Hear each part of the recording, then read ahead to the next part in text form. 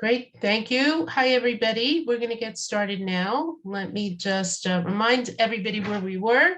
And if I have made a mistake about exactly where we were, please, please correct me. We had finished last week going through the long piece from Rut Rabbah, right? We had that long piece from Rut Rabbah with, Goshi Halom, concentrating on Pasuk Yud Dalet of Perek Bet. And we have 2 sessions counting today, so I have to get, start booking over here so we get a little bit further faster.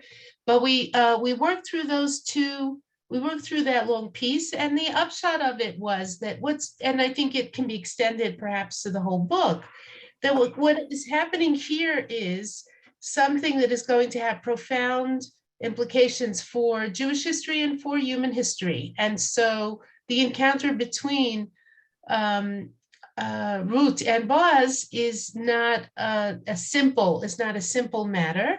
We were still left with our question of, okay, why doesn't Boaz do more? We will, Bezrat Hashem, answer that question this week. Let me just share the screen with you. Lehakireni. Okay, so we are now in Pasuk Yud Daled, right here. Okay, this is where we left off before we took our long excursion through the Midrash, to the Gemara Yevamot, and elsewhere. And we're going to start from here. Let me just find my thingy, my annotator. Come on. Okay. I don't know why I think if I talk to the computer, it will cooperate better, but there's some stubborn part of me that thinks it will work better if I talk to it. I talk to my washing machine too. It has not done me much good. Okay. Vayomer la Boaz le'et ha'ochel, and Boaz said to her at the time of eating, Goshi halom, draw hither or approach hither, v'achalt min halechem, and eat of the food, v'tavat pitech b'chometz, and dip your bread in the vinegar, v'teshev mitzat ha'kotzrim, and she sat at the side of the reapers, v'yitzbat la kali, and he pinched out for her some parched grain, v'tochal v'tispa v'totar, and she ate, and she was full, and she left over. Okay, v'takam lelaket, and she got up to glean. Vayitzav Boaz et na'arav lemor, and Boaz said to his servants, saying, Gam ben ha'omarim telaket v'lo tachlimuha. Also among the sheaves, she can glean and don't embarrass her. What Boaz is doing here is, again, you can imagine that a field in full harvest is going to be very, very busy, very busy place, especially with all sorts of people on the field who are gleaning the leftovers. And if it's a big field and there are a lot of people reaping, there are also going to be a lot of people gleaning. And what Boaz wants, what was properly and fairly done was that there were servants who were guarding, for example, already, packaged or sheaved wheat, so because that's appropriate. It doesn't belong to the gleaners. So he was basically saying to servants, let her go wherever she wants. Don't embarrass her. If she sees something that she wants to pick up, just let her pick it up. Okay. Again, what is apparent here is Boaz is approaching the helping of Ruth and Naomi indirectly. Okay. V'gam sholta sholu la min hatzvatim, and also he's telling them to sort of let drop from the stacks of wheat, va'azavtem, and leave them, v'likta v'lo tigavu, and let her pick them up and do not rebuke her. There were rules about what the gleaners could pick up. He's basically asking his servants or telling his servants to accidentally on purpose drop extra grain where Ruth can pick it up. Okay, again, an indirect, he's helping her indirectly. Vatilaket basaden, she gathered in the field, ad ha'arev, until the evening. V'tachbot et asher liketa, and she sort of, put together all that she had gathered. Vayhi ke'efa se'orim, and it was about an ephah of barley. Now, I don't know what the equivalent measure is, but for one woman picking up individual stalks, it's a huge amount of grain. She's just amassed a huge amount of grain. Okay. Vatisama tavo ha'il, and she picked it up and she came to the city. Vaterecha mota et asher liketa, and her mother-in-law saw that which she had gleaned. Vatotze, and Ruth took out, vatiten la et asher hotira misov'a, and she gave her what she had left over from her being full at the meal.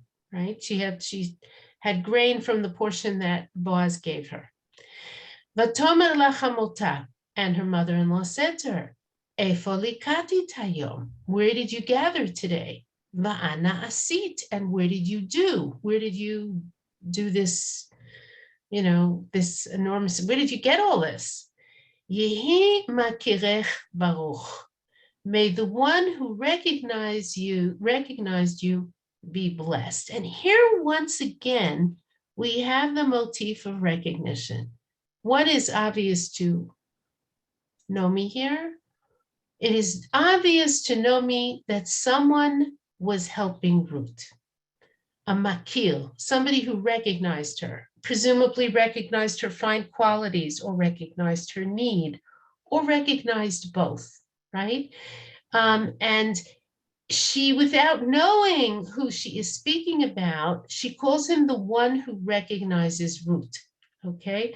Remember, if we say that part of the story of Megillat Rut is what is going on with Ruth, the stranger, how does she become part of this society? How does she find her identity here? How does she go from being a Moaviyah and a Nochriya, a Moabite woman and a stranger? How does she become part?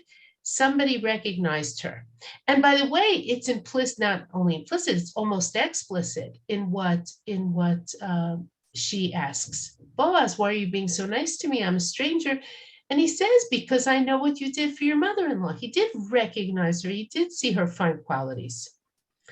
And she told her mother-in-law, the one with whom she had done. We'll come back to this in a minute. Okay. Et asher astaimo. Vatomer shem ha'ish asher asiti imo hayom Boaz. She said, the name of the man with whom I did today is Boaz. Okay, and here Ruth Rabbah says that more than the owner gives to the pauper gives to the owner. She is doing for him, she's giving him the merit of performing the mitzvah of tzedakah. Okay, and Pasuk Chav, Vatomer Naomi lekalata, and Naomi said to her daughter-in-law, and here again, it's sort of interesting. If you start in Pasuk Yud Chet, what is emphasized here in verse 18, from verse 18 onward, is the fact that it's a mother-in-law, daughter-in-law relationship, right? So she came to the city and her mother-in-law saw, right here, mother-in-law saw what she had gathered, and her mother-in-law said, where did you gather? And she told her mother-in-law, right? And here again, and Naomi said to her daughter-in-law. What's the emphasis here on the relationships? Well, this is, Naomi is gauging how Ruth is received, because she is hoping that Ruth will be a way of, she will find a way to, insert Ruth into society, but also to redeem them, to redeem the fields, which we're going to talk about in the next parak. Okay, so Naomi said to her daughter-in-law, Baruch hu LaHashem asher lo azav chasto et achim et hamitim. Blessed is he, meaning blessed is Boaz to Hashem, who has not abandoned his kindness with the living and the dead. God has not abandoned his kindness. Vatomer la Naomi, Karov lanu ha'ish migoalenuhu. And Naomi said to her, the man is our relative. He is one of our redeemers. He is of our redeemers. Okay. Now, I just want you to notice the sentence structure here. Some of you have studied with me before will recognize this. This vayomer, vayomer that we have here, vatomer, vatomer la. We talked about this before. Chazal say whenever you have a repetition of vayomer, vayomer, vatomer, vatomer, whatever it is. Oh, okay, let's put it this way. The structure of the sentence would be something like this. Vatomer Nomi le Rut. Naomi said to Ruth. Vatomer Rut le Naomi. And Ruth said to Naomi, Vatomer Naomi le Rut. And Naomi said to Ruth. Meaning, when you have the word vayomer or vatomer or vayidaber, right, a word indicating speech, you will only have that word repeated if there is an intervening speaker or an intervening action. When you get this, where it says, Vatomer Nomi lekalata, Nomi said to her daughter-in-law, and nobody speaks in between, there's no intervening action, Vatomer la Naomi, and Naomi said to her, this has to be expounded. Do you remember this? Have we talked about this before? Okay. So what's going on over here? Naomi says to her daughter-in-law, may he be blessed to Hashem, who has not abandoned his kindness with the living and the dead. And Ruth says, huh? Right? She doesn't understand why Naomi is so exhilarated and so enthusiastic and excited about this. She is a Moabiyah. It doesn't occur to her what the implications of the relationship might be, or Boaz, who Boaz is to her, or anything like that. And then it's Naomi to explain in the absence of Ruth's understanding. Naomi says he's a relative of ours. He is one of the people who can redeem our fields. Okay. Vatomer Ruth HaMoaviyah, and Ruth HaMoaviyah said, Gam ki amar elai im hana'arim asher li tidbakin. Also, he said, you will cleave to my servants, ad im kilu et kol hakatzir asher li, until they finish all of my reaping. Vatomer Nomi el Ruth kalata, and Nomi said to Ruth, her daughter-in-law, Tov biti, good my daughter, ki tetzim na'arotav, that you should go out with his maidservants, v'lo yifka'u bach b'sada acher, and they won't bother you in another field. What's this Moabiyah doing here? And she said, and Ruth the Moabite said, so here in Ruth Rabbah it says, and it's very gentle and beautiful the way that Naomi corrects her. Ruth says to Naomi, he also told me to cleave to his servants, to stick around with his servants, meaning he gave me permission to be next to his servants. And Naomi says to her daughter-in-law, that's that word kalata again, to her daughter-in-law, it is good if you go with his maidservants.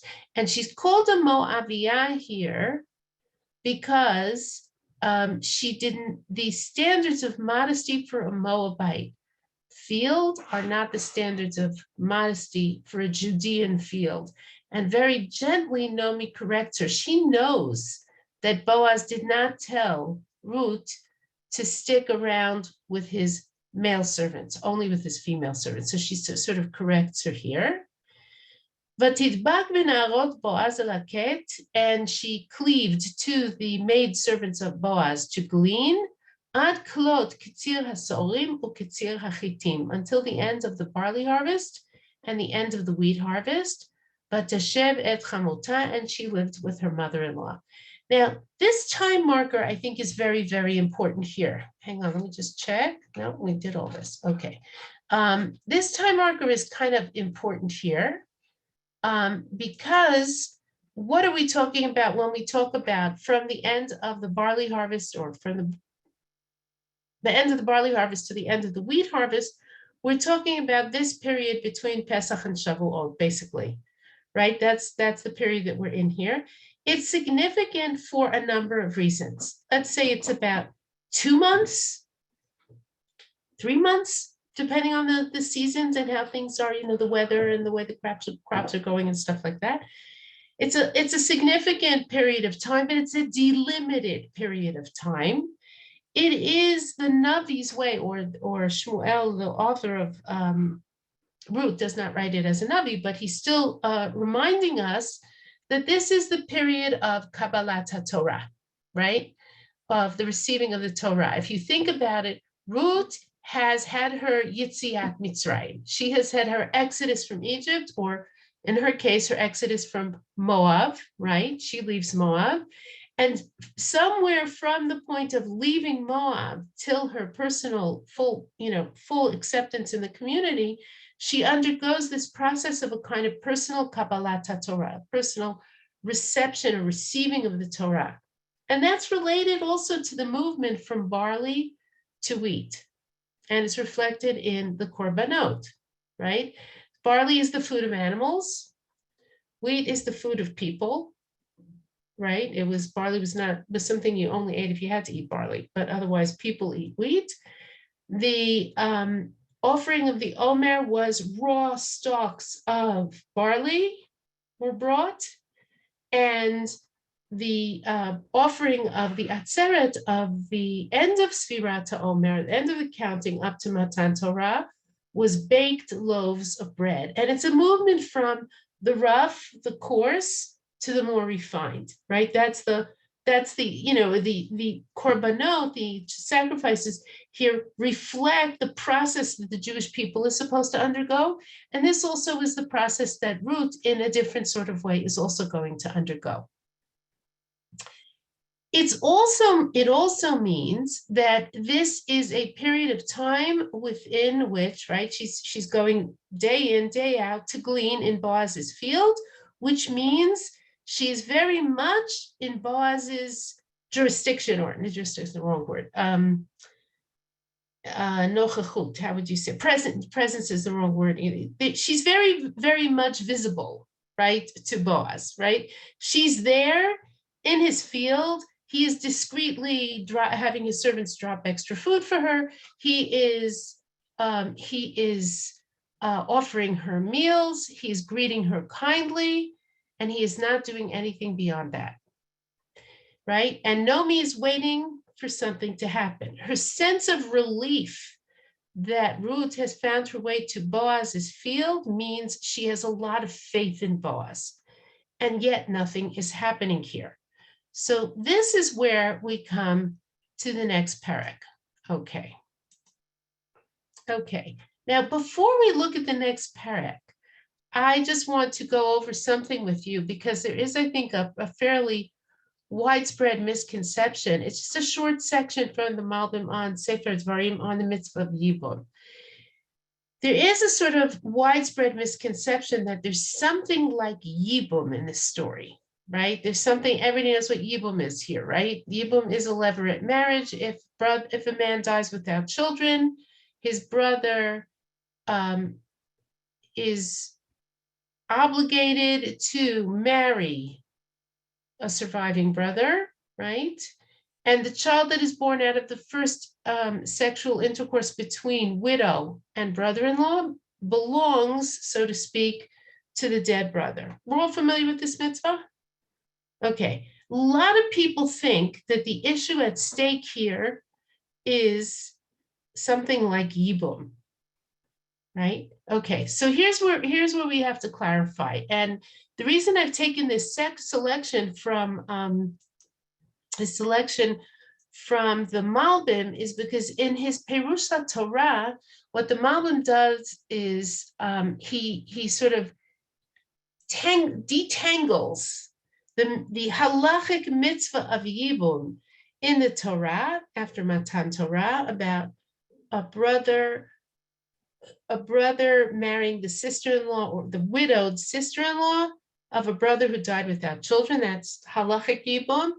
And the story of Yehuda and Tamar, and the story of Boaz and Ruth.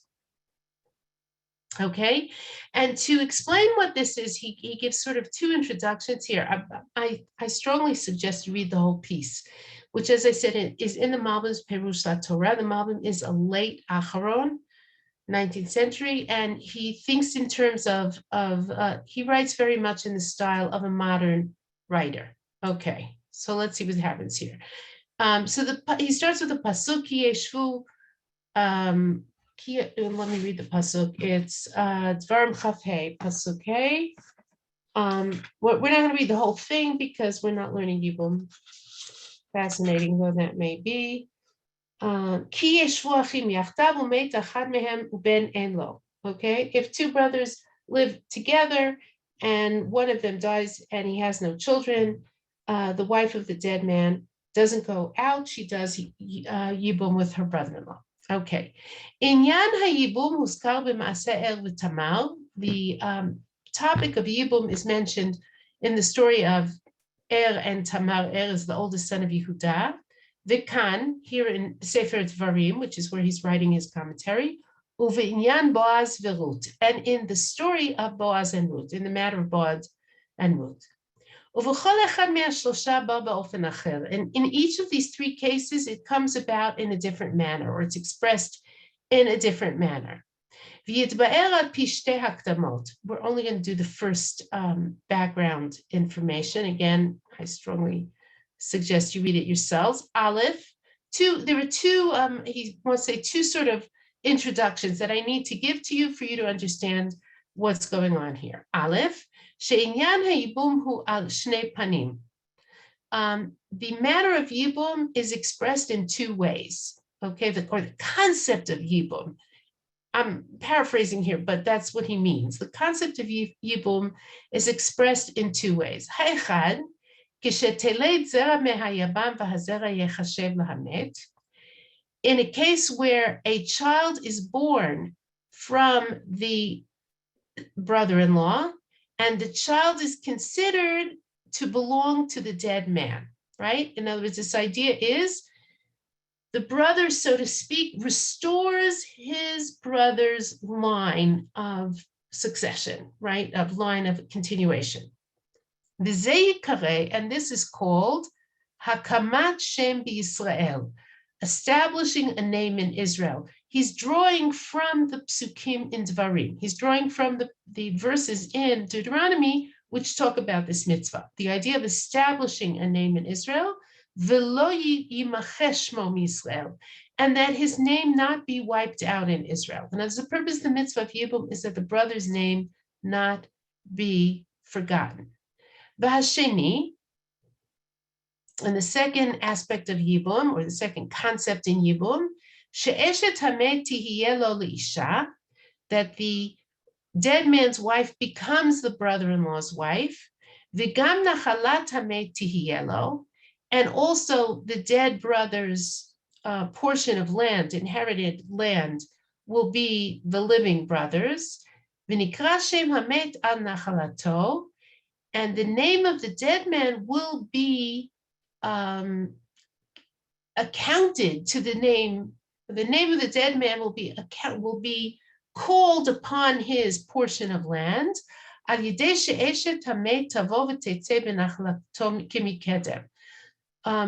that which the wife of the dead man, the widow of the dead brother, will be engaged in dealing with the nachala as before. This is called establishing his name on his inheritance. And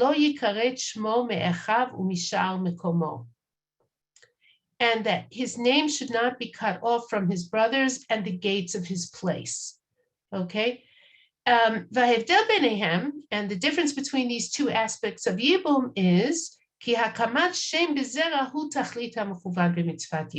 idea of having the name of the brother associated with the living child, that is the intended purpose of the mitzvah of Yibum. The connection to the land is a secondary purpose or secondary aspect. he goes on, and notice here there's an ellipsis. I skipped a lot because we really are only dealing with this in connection with Boaz and Ruth. But one of the things that he says is that it only has he says that establishing someone's name on his land is because of the tremendous sanctity of Eretz Yisrael, the Kedushat Eretz Yisrael, that even having your name linked to a piece of land in Eretz Yisrael is a way of memorializing or keeping alive a person's memory in the minds of his people. And he says that's why it's connected to Eretz Yisrael. Okay, let me just stop here for a second. Is that clear, everybody with me? Yeah, the main purpose of Yibum is a baby, a child who will be a living child who will be linked with the dead man's name, or yeah, will be considered almost like his child. Okay. And now we come to Boaz. Okay. Then what he talks about is Yibum, and then he talks about Yehuda and Tamar, and now he talks about Boaz and Ruth. ובעניין בועז ורות, שאין שם מקום להקמת זרע. In the story of Boaz and Ruth, where there is no place for the concept of establishing the name of the dead man on a child, or through a child. If you're not muted, please mute, because I'm getting playback here. Okay. ורק הקמת שם בנחלה, oh, he does say it here. ורק הקמת שם בנחלה, only establishing the name of the dead man on his portion of Eretz Yisrael, שקדושת ארץ ישראל גדולה כל כך, the sanctity of Eretz Yisrael is so great, שאף אם ייקרא שמו נחלתו, יש גם כן שארית להמת. Even if only his name is called upon his inheritance, there is still a remnant for the dead person. ועניין הגאולה בשדה אחוזה האמור בקרובים, and the whole idea of redeeming a field, a portion of the dead man's field, which is talked about with respect to relatives, not brothers, but other relatives, הוא שלא יקרא שמו משדה אחוזתו, is so that his name not be wiped out from the field of his inheritance, כי נשמתו נתקדשה בקדושת ארץ ישראל, because his soul is sanctified with the sanctity of Eretz Yisrael. כמו שנאמר, as she says, ופרסת כנפיך וגומר, Ruth, as in the parak we're about to read, says to Boaz, you will spread the corner of your garment over your maidservant, ki goel ata, because you are a redeemer. V'chein omnam, and similarly he says, omnam ki goel anochi. He says, indeed I am a redeemer, but there's a redeemer who is ahead of me in line. V'od kama pa'amim nizkar b'inyan hazeh shem geula, and in several other places, this idea is mentioned with respect, is called redemption, she'ikara aste achuza. Because the main thrust of redemption is talking about redeeming ancestral land, a field that is someone's property. V'hanashim lo amru sham no yulad ben lemachlon. The women, when they said, when Ruth has a baby, they say, Yulad ben le Naomi. A child was born to Naomi. They don't say a child was born to Machlon. Machlon was Ruth's husband.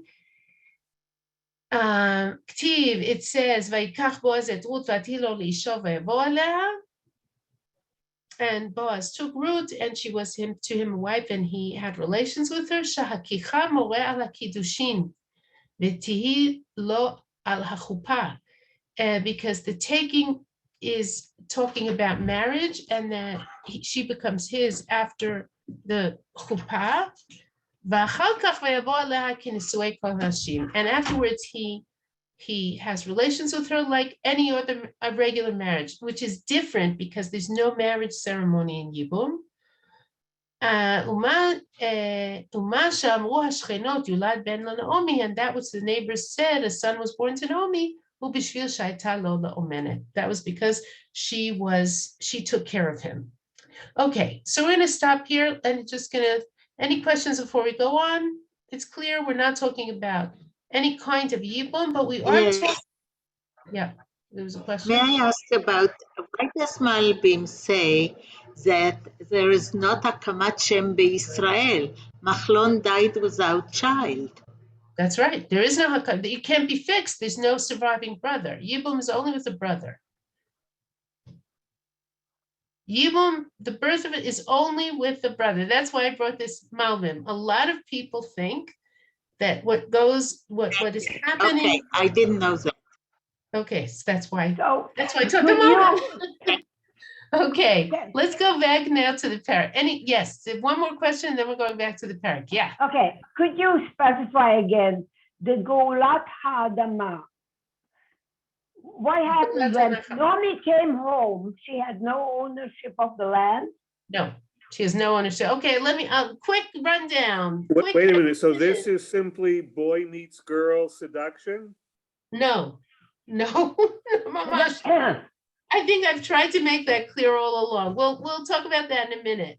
Let's put it this way. If Boaz were interested in Ruth and it was that simple, he could have approached her in the field. He doesn't do that.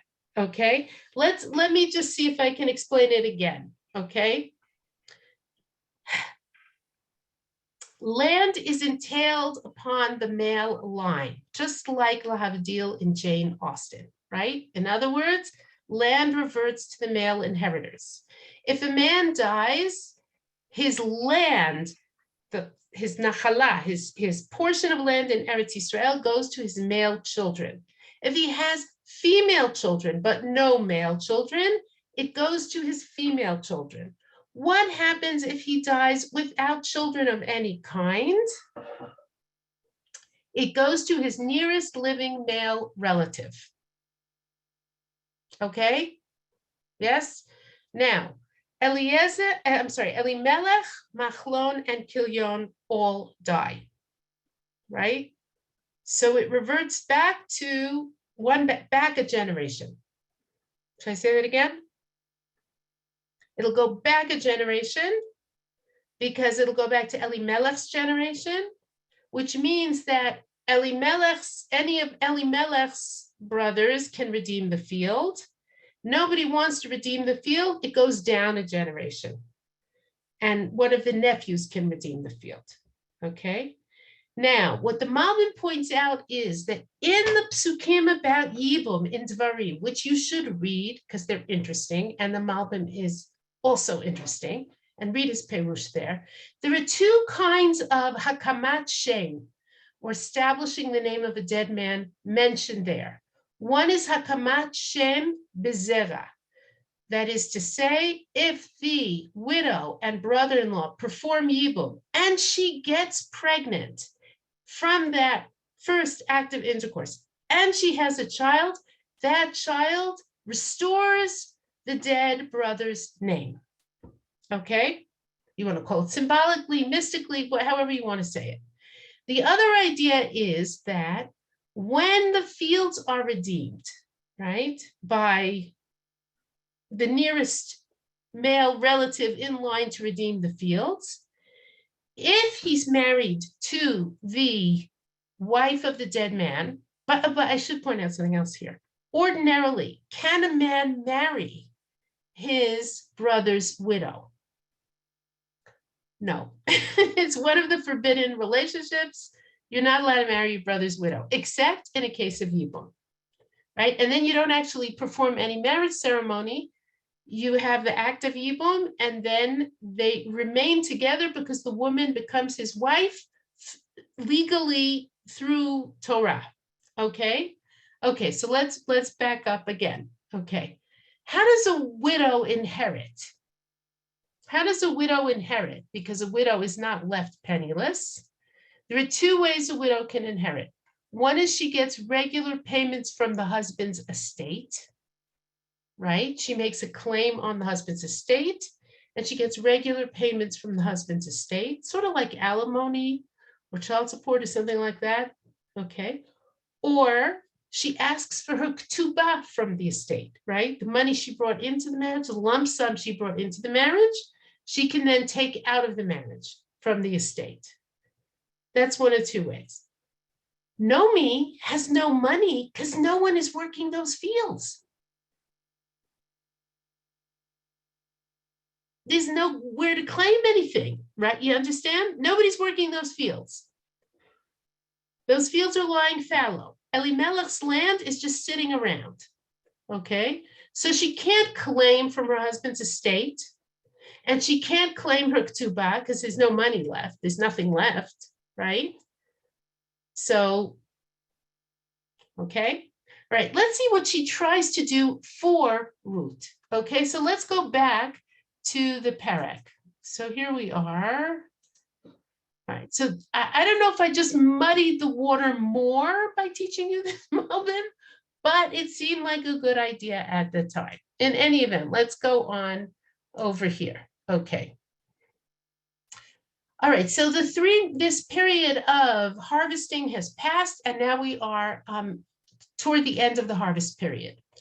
Vatomer la Naomi chamota, and Naomi, her mother-in-law, said to her, Biti, my daughter, halo avakesh lach manoach asher yitav lach? Will I not seek for you a resting place, which is another way of talking about a spouse, right? Who will be good to you, meaning I want to find you. Am I not looking for you for a spouse who will be good to you? Naomi knows she's not going to live forever. And she also knows that when she is not any longer there, whatever minimal social protection or home she can offer to Ruth will not be there. She's trying to provide for Ruth afterwards. Okay. Vata, I'm sorry, ladies and gentlemen. Sorry. Vata halo boaz moda'atanu asher hayitet na'arotav. And now, is it not that Boaz, our relative, that you were with his maidservants? Hinehu zoreh et goren hasorim halayla. Is he here? He is winnowing grain in the barley silo. Goren is like a threshing floor. That's the word. He's winnowing grain in the threshing floor of the barley tonight. V'rachatzt, v'sacht, and you will bathe yourself, and you will anoint yourself. V'samt simlotaich alayich, and you will place your clothing upon you. And here it means dress nicely. V'yaradet hagoren, and go down to the threshing floor. Al tivad'i la'ish ad kalato le'echov l'shtot. Do not make yourself known to the man until he has finished eating and drinking. Now, those of you who are looking at what we're looking at here will notice this kriktiv. If you were reading Megillat Rut from a cloth, from parchment, right? It would say v'yaradeti, and I will go down. But when you read it, you say v'yaradet, and you will go down. You see it? Is that clear? A kriktiv is when it's written one way in the Masoretic text. That's the ktiv. That's the way it's written. The kri is how we read it. So it's written v'yaradeti, I will go down, but it is pronounced v'yaradet, and you will go down. Okay? Let's just read one more pasuk, and then we'll see what's going on here. V'hi b'shochvo, and when he lies down, v'yadatet hamakom asher yishkav sham, and you will know the place where he will be lying down there. Uvat v'gilit margalotav, and you will come and uncover his feet. V'shachavti, here's another kriktiv. It's written v'shachavti, which means and I will lie down, but we read it as v'shachavt, and you will lie down. V'hu yagid lach et asher ta'asin, and he will tell you what you should do.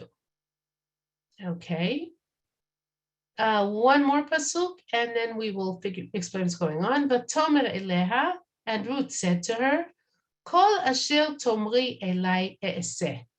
All that you say to me, I will do. The elai is not in the written text. It just says, Kol asher tomri e'eseh. Whatever you say, I will do. Okay, let's first sort of figure out what's going on here technically. Rut is Nomi is asking Rut to do something highly unconventional and also a very tremendous risk to Rut. The risk is not, God forbid, that Nomi's afraid that Boaz would rape her or something like that. That's not what's going on over here. But Rut has gained Boaz's respect. And in fact, by extension, probably the people in the field are starting to get to know her. She's becoming part of the landscape. Perhaps they're starting to accept her. She's no longer so alien. She's certainly not a surprise every time she walks into Boaz's fields. But what's important is Boaz has a lot of respect for her. He says that at the first conversation. He compares her to Avram Avinu. You did such kind things for your mother-in-law. He has nice things to say to her. Okay. What Nomi wants Rut to do is to go to the Goren and ask him to marry her. Okay. Why does Nomi do this? Nomi sees that Boaz is not going to make this offer. He's not, he knows he's had ample opportunity to either approach Nomi and ask what's the deal with Rut, or to approach Rut directly, and he hasn't done that. And which again leads us back to our question, why not, right? But essentially, Nomi is asking Rut to risk that hard-earned respect and social capital in an action that could be easily misunderstood as an attempt at seduction, or maybe a blackmail or something like that, right? And she's asking her to take an incredible social risk, which to my mind indicates that she has great trust in the integrity of Boaz, right? Which is, I think, pretty clear. But one thing that is very, very interesting, if you take a look at this, at the language of the pasuk, okay? Perek Gimel ends by telling us that Rut gleaned in Boaz's field for 3 months. And then, let's do that again. Okay. And then it says, Vatomer la Naomi chamota. And her mother-in-law said to her, do you notice the name Rut doesn't appear here in the first few psukim of the parak at all? Her mother-in-law said to her, she says, I'm looking for a husband for you, right? Here is Boaz, our neighbor that you were with. He's in the threshing floor tonight.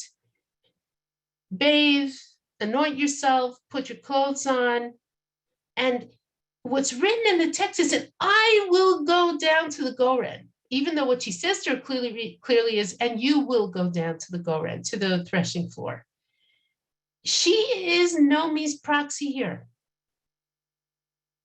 Nomi is not approaching Boaz directly. We might expect Nomi to say, walk over to Boaz's house, knock on the door and say, Boaz, I need to speak to you about Rut. But she doesn't do that. She sends Rut, and it's as though she is going down, even though physically, right, it's Rut who goes down. Don't make yourself known until he finishes eating or drinking. When he lies down, know where he is sleeping and come and uncover his feet. Again, it says, Vishahavti, and I will lie down, Nomi says. Right? No, that's what's written in the text, even though it says, and you will lie down, and he will tell you what to do. But Tomer Eleha, and she said to her, again, Ruth's name doesn't appear, it doesn't say, and Ruth said to her. And also, we read the word Eli, it's not written in the text. All that you say, I will do. That's what's written in the text. We read it as all that you say to me, I will do.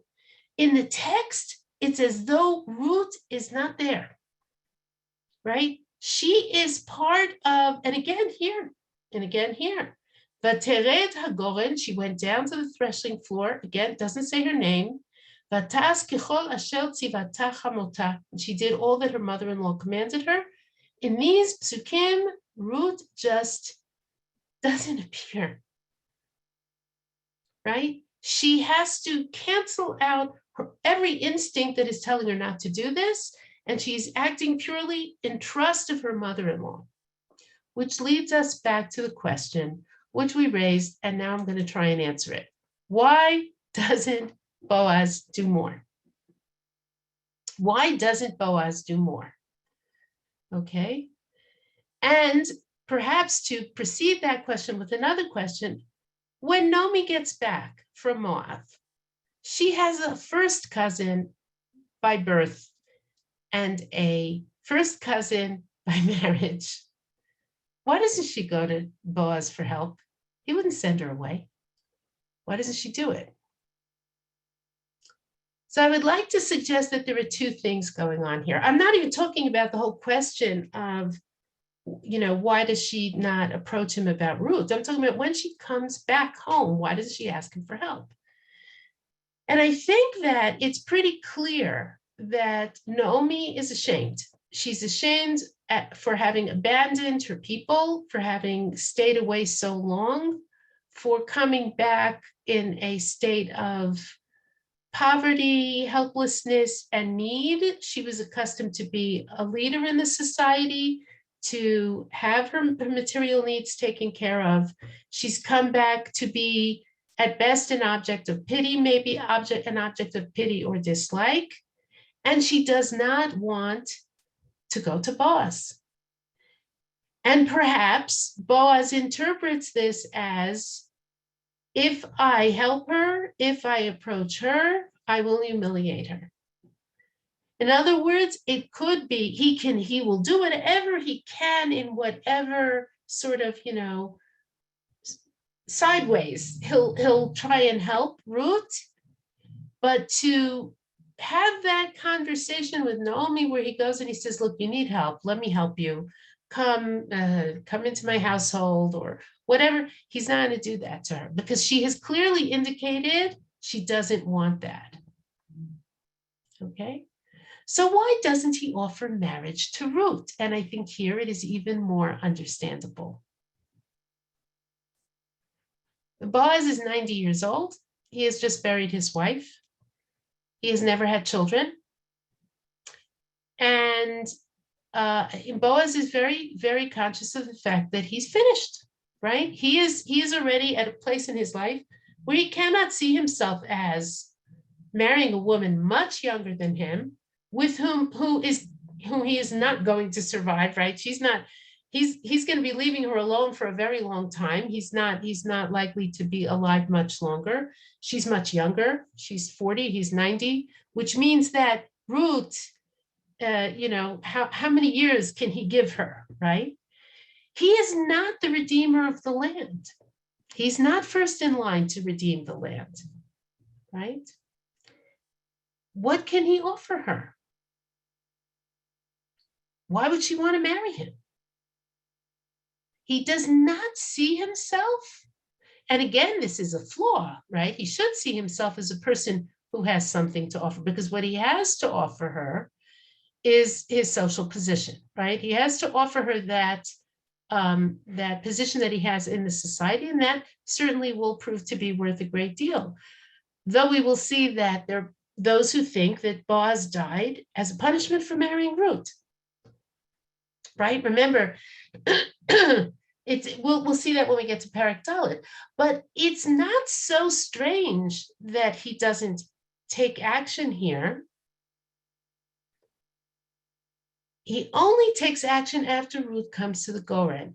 And I think that's what we have to examine now. Why is it that Ruth coming to the Goren ends in his willingness to do this? Okay, so here, I just wanted to show you the Urushimi. I should have showed you this earlier. Remember, I pointed out, hang on, let me get that pointer, right? The Yaraditi, I will go down, you will go down. Shachavti, I will lie, you will lie. Whatever you say to me, that's not written down. The Urushimi says here, V'yaradit hagoren, and you will go down to the threshing floor. V'yaraditi ktiv, it's written, I will go down. Amrala, Naomi said to her, Schuti tered imach, my merit will go down with you. Okay, hang on. Okay, so let's go to the actual encounter between them. I want to ask you, while we're reading this, can you think of another story that follows along these lines? I think the answer to this, a story in the Torah, not in Tanach, but in Torah, that actually follows out this sort of line, okay? Vayhi b'chatzi halayla, and it was in the middle of the night. That's a redemptive phrase, everybody, right? Like vayhi b'chatzi halayla in Megillat, in the Haggadah. And it was in the middle of the night. Vayecharad ha'ish, the man trembled. Vayilafet, and he like touched, he like groped. He lies down, right? And there's somebody lying at his feet, and he starts to shake, right? And he gropes with his hand. And here a woman is lying at his feet. Vayomer, and he said, Miat, who are you? Vatomer, and she said, Anochi Rut amatecha, I am Rut, your handmaiden. Ufarasta kinafecha al amatcha, and you will spread the garment, the corner of your garment over your handmaiden, which is a euphemism for marriage. Ki goel ata, because you are a redeemer. Vayomer, and he said, Brucha ad laHashem biti. Blessed are you to Hashem. What does he call her here? My daughter. My daughter. Heitav chastecha acharon min harishon. Your last kindness was better than your first. The first kindness was taking care of the burial of her husband. Levirti lechet acharei habachurim im dal v'im ashir. Not to go after the young men, whether poor or rich. Sorry. Va'ata biti, and now my daughter, al tir'i, do not be afraid. Kol asher tomri e'eselach, whatever you say, I will do for you. Ki odea kol shar ami ki eshet chayil at, because all of the gate of my people know that you are a brave woman. Vata, and now, ki omnam ki im goel anochi, although I am a redeemer, v'gam yesh goel karov mimeni, there is a redeemer who is closer than me. Lini halayla, lie here tonight, v'haya baboker, and it will be in the morning, im yigalech tov, if he will redeem you, good. Tov yigal, he will redeem well. I'm sorry, let me read that again. V'haya baboker, im yigalech tov yigal. If he redeems you, it will be good. V'im lo yachpotz legalech, and if he does not want to redeem you, u'ga'altich anochi chai Hashem, I will redeem you by the life of Hashem. Shichvi ad haboker, lie here till the morning. It's dangerous. It's dangerous for to go back in the dark. Please mute yourself if you are not muted. Now there are a number of interesting clues here. First of all, this is not such a romantic encounter because he calls her BT twice. Okay, it's not the kind of thing a man who is being seduced or trying to seduce is going to say. But he's also saying, I see that you are performing a tremendous act of kindness because I'm a very old man and you could have married a younger man, right? You did not go looking for a younger husband, right? Whether rich or poor. So a woman in the normal way of the world looks for a man of her own age, or a young woman looks for a young man, right? She doesn't go to an old man. No young woman wants to marry an old man. And he sees that what she's doing is, he calls her an Eshet Chayil, a brave woman. Nomi has succeeded. What has Nomi done here? Nomi, rather than approach Boaz directly, and get a refusal, because what will Boaz say? Nomi, I know you think you're doing her a favor, but I'm not long for this world. I never had children. Maybe I can't have children. Don't do this to this woman. And when it comes to the redeeming of the land, you have to ask the redeemer. You have to ask Ploni Almoni, right? I'm not the person. This isn't my job. If you want, I'll set up a meeting with you too. I'll come with you. But what does Naomi say? She takes Ruth and asks her to make a brave step, right? To do something very brave. And faced with that bravery in this woman, Boaz responds with bravery of his own, with an extra effort of his own. Now, what's interesting here is that, just one more point I wanted to make. I'm going to talk about the redemption in a minute. Oh, what's the story, everybody? What story should this remind you of? In the Torah. Yehuda and Tamar. No, not, yes, there are parallels to Yehuda and Tamar, but that's not what I'm thinking of. No. Okay. But Yitzchak and Yaakov stealing the bracha? absolutely. Ding, ding, ding. Give that woman a prize. Yes. What do we have here? We have a man who is effectively blind. He can't see, right? Let's look at the parallels in the language. He can't see because it's so dark. We live in a world with electricity. We live in a world with electricity. It's inconceivable to us how dark it can get at night in the country, in a place with no electricity. And you're not going to light any candles in a place like this either, because you could end up burning up an entire storage house of grain. So first of all, what we have here is, which is, as I said, a redemptive phrase. The man trembled. What happens with Yitzchak when he realizes that he gave the bracha to Yaakov and not to Esav? What does it say? He trembles very greatly. Vayilafet. What does Yitzchak do? Vayilafet means he groped, right? He can't see. So what does he do when he's not sure who is in the tent with him? What does he do? Sorry. Yaakov is afraid. Ulai yimusheni avi. Perhaps my father will stroke me. What does Yitzchak indeed do?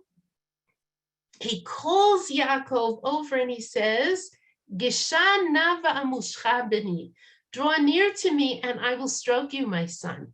Hataze beni Esav imlo. Are you my brother?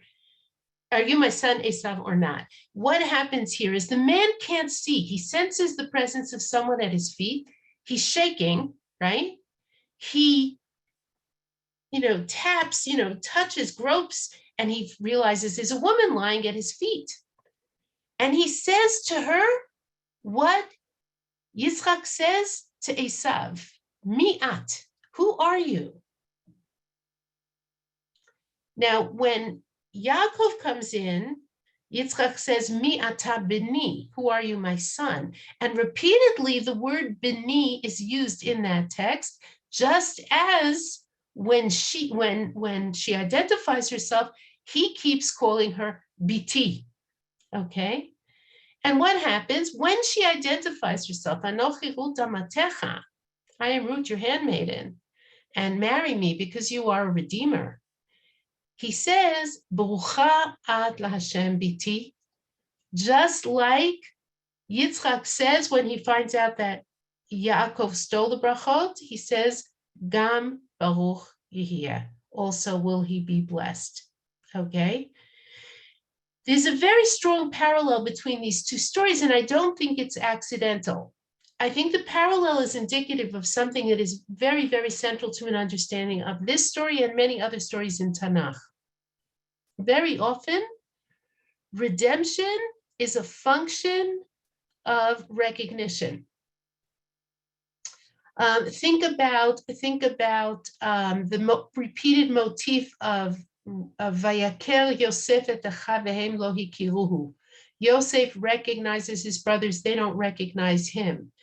In the Yehuda and Tamar story, when Tamar says to Yehuda, Hakelna, recognize, to whom do these objects belong? He's the person I'm pregnant by. Vayaker Yehuda recognizes and says she is more righteous than me. And it's a redemptive moment. Out of that recognition, is born the Messianic line, right? Here we have that redemptive moment when Yosef recognizes his brothers. The reason the brothers sell Yosef is because they never really understood him or recognized him. And Yitzchak acknowledging that the bracha really belongs to Yaakov is a moment of recognition and redemption, which is accompanied by uncertainty, right? And I think what's happening here is there's a kind of moment of truth.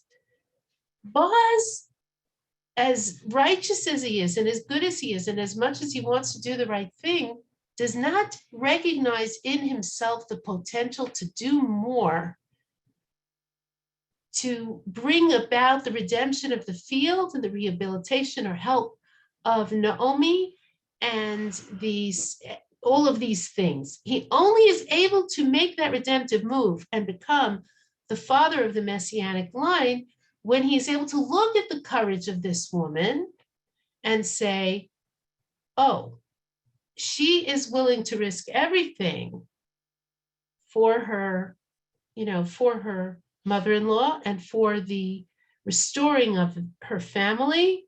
I have to do that too. Now, next week, Bezrat Hashem, we'll talk a little bit about the language of what Ruth says to Boaz, and then we'll finish the Megillah. Did you have a question, Shira? So I have to stop, right? Okay. Any questions? I have a question. Oh, sure. I know it's two, but I think this concept that you're discussing right now is so beautiful. This idea of redemption is a function of recognition and finding that moment of truth. Like if we're able to recognize in ourselves the ability to do more. Or in someone else. But what happens when a person doesn't come to that moment of truth and isn't able to recognize in themselves? Like, can you think of an example when they don't come to that moment, and therefore that the redemptive moment doesn't come? I think the brothers sell Yosef because they don't recognize him. The beginning of slavery is when the brothers see Yosef as a monster, when he's just a rather full of himself 17-year-old. I feel like this is such a universal message that we can look at in our lives. By the way, I think there's a reason for it. The reason for it is pretty clear, right? Hashem's plan is going to happen one way or another. Think of it as like, railroad tracks, right? The Hashem, are you going to be the person on the train or not? Are you going to be the person steering the train or not? Are you going to be part of that redemption or not? Well, and that reminds me of Esther, Megillat Esther. Oh, sure. It's a huge motif in Megillat Esther, for sure. Salvation will come to the Jews from another place, but you, Esther, you will be lost. It's all over the place. I mean, we could probably, you could probably write a year-long course on this motif.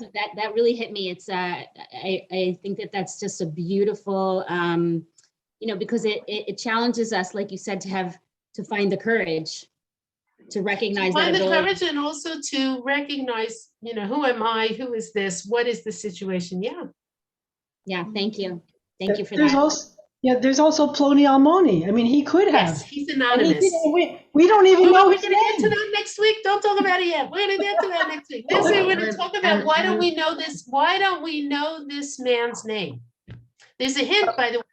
Can I say something? Just 1 second. His name is Tov. Tov. I know this is He is named Tov. Is he younger than Boaz? No. No, Boaz is younger. So why would you think the other one would be interested in, marrying Ruth? Plus, he says why. He says why. He's afraid. He's afraid to marry Ruth. He's afraid to marry Ruth because she's a Moabite.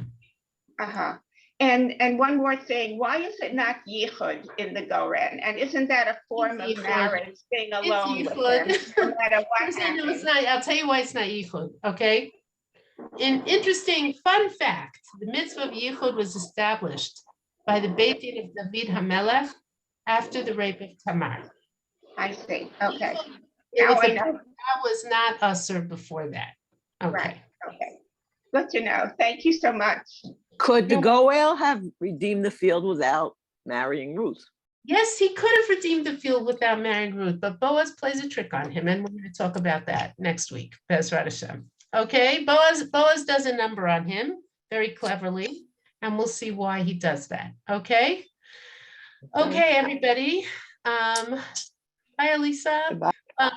Okay, so I'm sorry I couldn't take the Zoom questions, but I can't do Zoom and teach at the same time. Okay, and share screen and everything else. Okay, ladies and gentlemen, next week, Bezrat Hashem. Okay. We'll forgive you for that. What? Thank you. We'll forgive you for that. Oh, thank you. Okay, Lila Tov. Bye. Lila Tov, have a great week. Thank you. Shavua Tov.